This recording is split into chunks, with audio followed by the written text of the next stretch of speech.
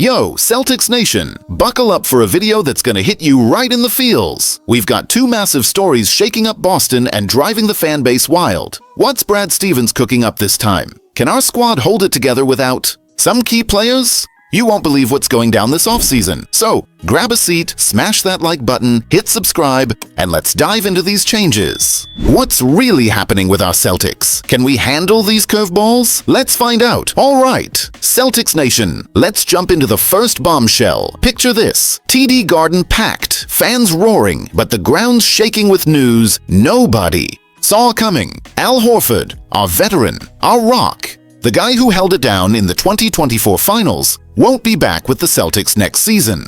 Yup, you heard that right. Brad Stevens, during the Summer League broadcast against the Knicks, basically confirmed Horford's not wearing green anymore. He dropped a gut punch, mentioning the exits of Drew Holiday, Kristaps Porzingis, and Luke Kornet alongside Al.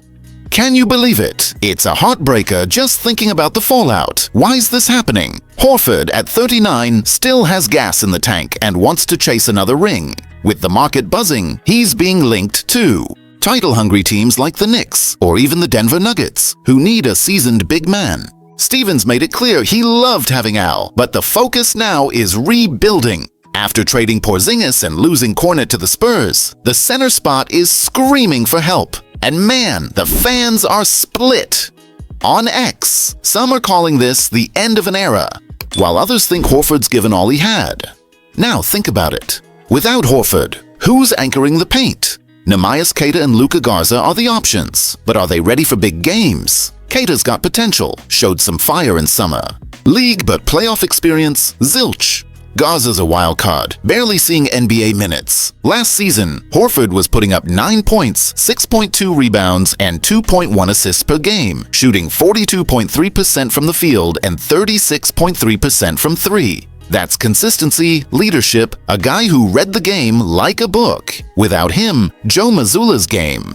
Plans gotta shift big time, and it gets worse. Jason Tatum's Achilles injury leaves the team exposed. With Tatum out for most of the season, losing Horford hits like a freight train. Stevens is betting on youth, but is that enough to keep the Celtics atop the East? Fans are freaking out, and for good reason. On X, some say Stevens is throwing away our title window, while others trust he's got a bigger plan. I'm wondering, can we even compete like this? Hold up though, cause it gets crazier.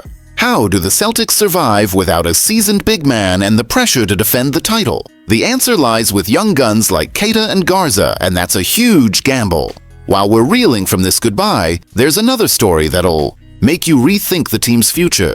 Is Stevens hiding an ace up his sleeve or just winging it? Hang tight, cause what's next is jaw-dropping. And while we're still processing Horford's exit, here comes another hit to the heart of Celtics Nation. Remember that 2024 championship squad? Yeah, it's getting harder to recognize. After trading away Drew Holiday and Kristaps Porzingis and watching Luke Kornet sign with the Spurs, we've lost another piece. Drew Peterson, our young forward, just inked a two-way deal with the Charlotte Hornets.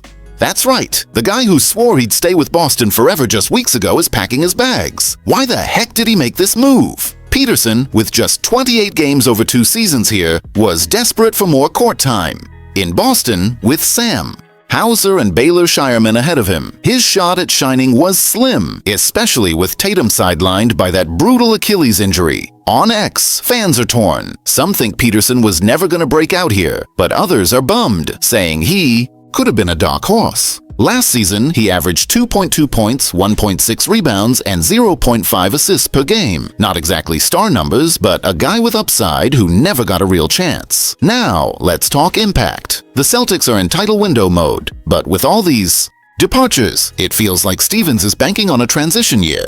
Charlotte, where Peterson landed, is revamping with veterans, trying to stop being the league's punching bag. But even there, his path to minutes isn't guaranteed. The Hornets are stacking experienced players, and Peterson might end up in the G League, fighting for scraps. Did he make the right call, or did he ditch a chance to grow with a championship team? Man, things are looking dicey. Without Tatum and with a shaky front court, the Celtics feel like a house of cards. On X, fans are losing it, with some yelling that Stevens is dismantling the team, while others believe he's plotting something big for the future. I'm wondering, will this bet on youngsters like Queta, Garza, and Shireman pay off? Or are We just watching other teams steal the spotlight in 2025?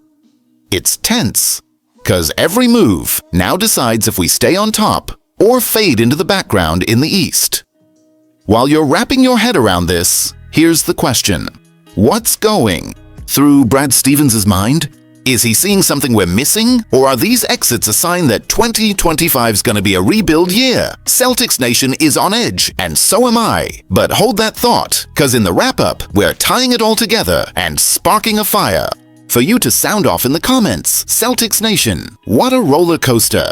Losing Al Horford feels like saying goodbye to a battlefield general, and Drew Peterson's exit just screams that 2025 might be a rebuild year. No Tatum, no veteran bigs. What's left? Is Brad Stevens cooking up a master plan or tearing down our repeat dreams? Fans are split, and I want to hear from you. Are these moves a mistake or a bold step forward? Can Keita and Garza step up? Drop your thoughts below, smash that like button, and subscribe.